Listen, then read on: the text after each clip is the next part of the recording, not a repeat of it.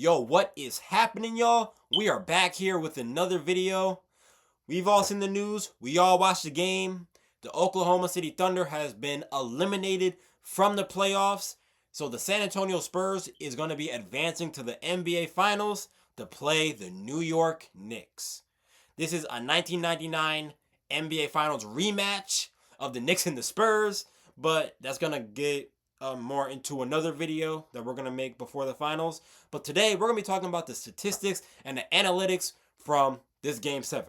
So let's get into it, y'all. Touch that tram, mama said pray then push. Pop said grind on wish.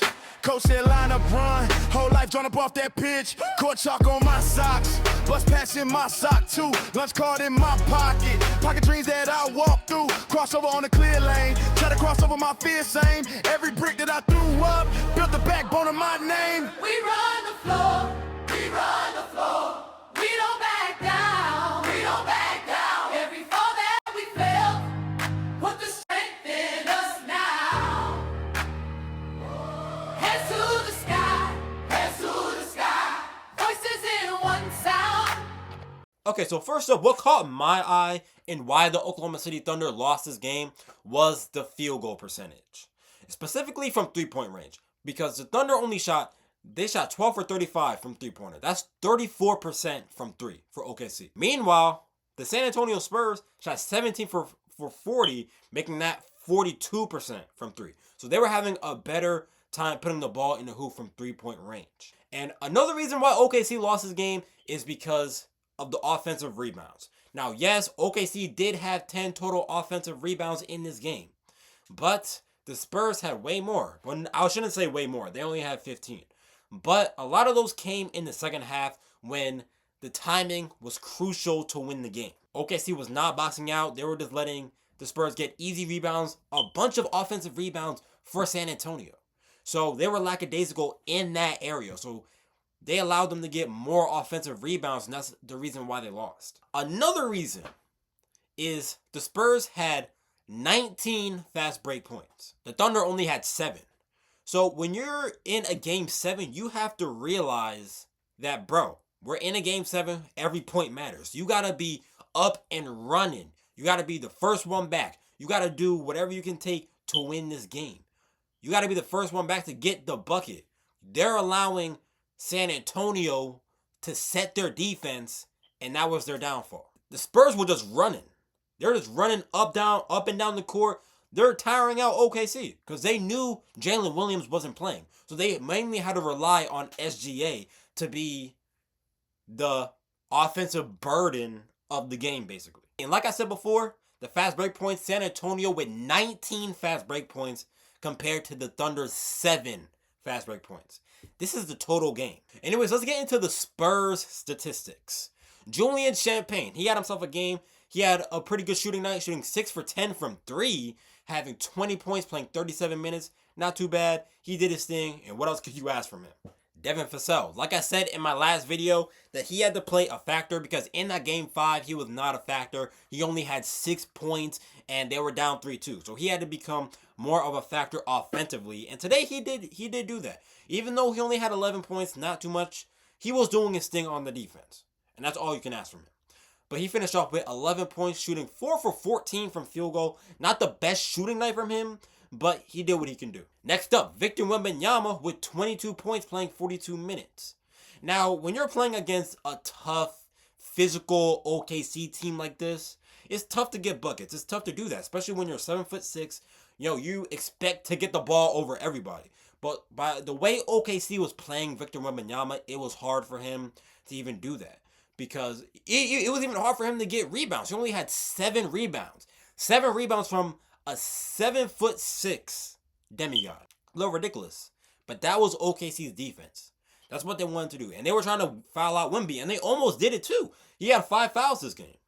So they had to bench him a lot. But it paid off because everyone and their mama on the Spurs was doing their thing. De'Aaron Fox had 15 points. Shot 6 for 12 from field goal. And 3 for 7 from 3. Great job from the veteran. He is dealing with injuries a little bit, so it's tough for him to be available and be able to score highly in an area like that, but he's been doing his thing. Stephon Castle, like I said last video, he has to be careful with the critical turnovers. And he almost did that in the fourth quarter when he was inbounding the ball and when he was trying to pass the ball out. He has to be careful with those turnovers because a lot of the passes that he made were either almost tipped, turned over, or just like a critical error. So you got to be careful, Stephon Castle. When you play in this year's finals, you have to work on your passing. Your passing is not that great. And also, he doesn't contribute to good three-point shooting like that. 0 for 3 from three-point range. He doesn't contribute to good three-point shooting. But he is a physical defender, and he's just a kid who has a dream. You know what I'm saying? He's been doing his thing, though. Except the passes, he has to clean that up. Dylan Harper from the rookie had 27 points. No. Dylan Harper, the rookie, he played 27 minutes, had 12 points, shooting 2 for 3 from three-point range, and 5 for 6. Actually, no, 5 for 8, I should say, from field goal. So great job from the rookie. He did his thing as well. He was getting saucy with it out there, and he was playing confident. Now, let's get into OKC's side. One of the reasons why OKC lost this game is mainly because of the duos that they had. Now, Shai Gilgeous-Alexander, he played 43 minutes, had 35 points, shooting 12 for 21 from field goal. What else can he do, really? Because he needs help. Jalen Williams wasn't playing. So he's gassed. He's exhausted. And Chet Holmgren didn't help provide him in any way. Chet Holmgren played 33 minutes, had 4 points. Now, yes, I know you're going up against a 7'6" demigod. So it's pretty tough to get buckets. But at the end of the day, you got to play physical. And he didn't do that at all. He didn't play physical enough. He didn't do good on the offensive area. And he was just useless out there. He was just running around. Lou Dort as well, even though he only played 16 minutes, he only had 3 points. So, offense not in his favor. But he was trying his hardest on defense. But offensively, he was not there.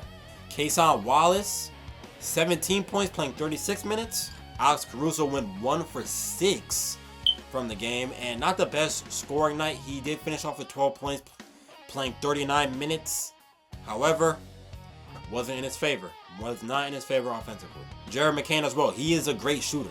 However, in those closing seconds of the game, it didn't work out. He missed a lot of crucial shots, especially that one wide open shot in the corner where Wemby contested it. That didn't go in. It was a great looking shot. It probably would have changed the outcome of the game. However, the shot didn't roll down and Oklahoma City just suffered through it.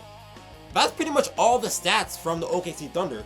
The Thunder has been eliminated from this year's playoffs as the Spurs will go ahead and play the New York Knicks in the finals starting on Wednesday, June 3rd.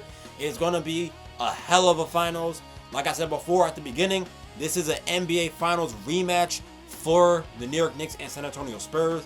The Spurs did beat the Knicks in 1999, and the Knicks want to get their get back on them for what they did to them 27 years ago. But that's your statistics for the Oklahoma City Thunder and San Antonio Spurs Game 7. Really, the biggest takeaway you should get from this is that you really need to help out your stars. Now, yes, I do understand that Jalen Williams had a hamstring injury, but you also had to realize as well that they did win a couple games without him. But at the same time, today, it was a little tough. SGA, last game he had 15 points. Today he had 35, so he had a lot more than 15.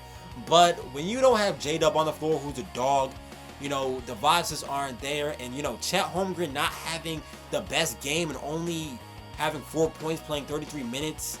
You know, what else? What can you do? What can you do if you're the Oklahoma City Thunder? SGA, he's just out there. No one else really contributing like that. And Alex Caruso didn't have a great shooting night. Not really. Pretty much everyone on OKC didn't have a good shooting night today. Specifically from three-point range, because three-point range is their bread and butter. They do everything from three-point. But today, in a Game 7 scenario, every shot matters, every possession matters. You got to come out confident. No time for bad games, because the season's on the line. However, the Oklahoma City Thunder, they are out of the playoffs, the defending champions. As a new champion will be crowned after the NBA Finals. Will it be the San Antonio Spurs or will it be the New York Knicks?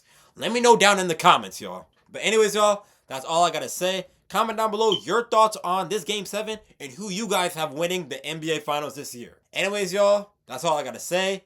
God loves you. Jesus is king. Peace out, y'all.